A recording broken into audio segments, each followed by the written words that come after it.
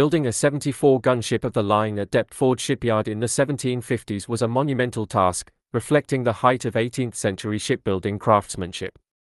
These warships were essential to the Royal Navy and represented Britain's dominance at sea.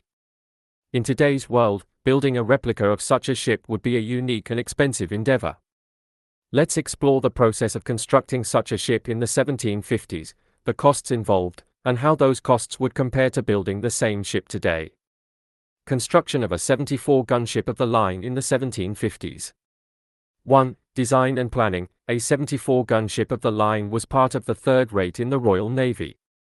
These ships were designed to balance firepower, speed, and maneuverability, making them highly versatile and integral to the fleet. Measuring about 170 feet in length with a beam of 45 feet, they displaced between 1,700 and 2,000 tons.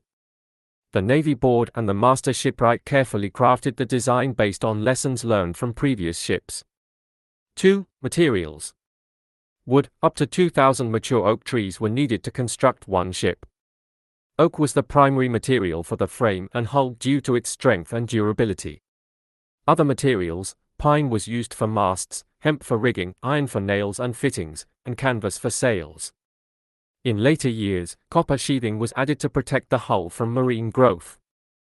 3. Labor. Shipbuilding in the 18th century required a vast number of skilled laborers, including shipwrights, carpenters, blacksmiths, riggers, and sailmakers. The workforce at Deptford Shipyard spent their entire careers mastering these trades. It could take up to 2 years to complete a ship of this size, depending on resources. 4. The shipbuilding process. Keel laying. The process started with laying the keel, forming the ship's backbone. Framing and planking. Oak frames were set in place, and planking was fastened to create the ship's hull. Large timbers and iron fastenings were used to secure the structure. Masts and rigging. Pine masts were fitted, and miles of hemp rigging were installed. Guns. The ship was outfitted with 74 smoothbore cannons spread across 2 decks, which were the ship's primary weaponry. 5. Launch and outfitting. After the hull was completed and launched, the final outfitting process took place, including rigging, sail installation, and armament. The ship was prepared for active duty in the Royal Navy. Costs in the 1750s. Constructing a 74-gun ship in the 1750s cost between £40,000 and £50,000, an enormous sum at the time. This included materials, £15,000 to £20,000 for wood, iron, hemp, and canvas. Labor, £10,000 to £15,000 for skilled craftsmen. Armaments, about £10,000 for cannons and ammunition. In today's terms, adjusting for inflation alone, that sum would be approximately £9 million to £10 million, though this doesn't account for modern labor or material availability. Building a 74-gun ship of the line today.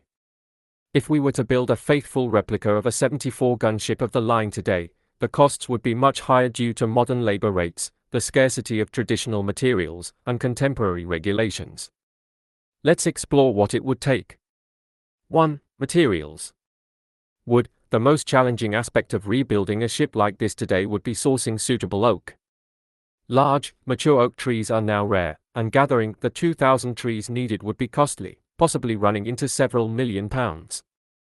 Other traditional materials, hemp for rigging, canvas for sails, and iron for fastenings could still be sourced, but at a much higher cost than in the 18th century. 2. Labor. Skilled craftsmanship. Specialized labor is far more expensive today.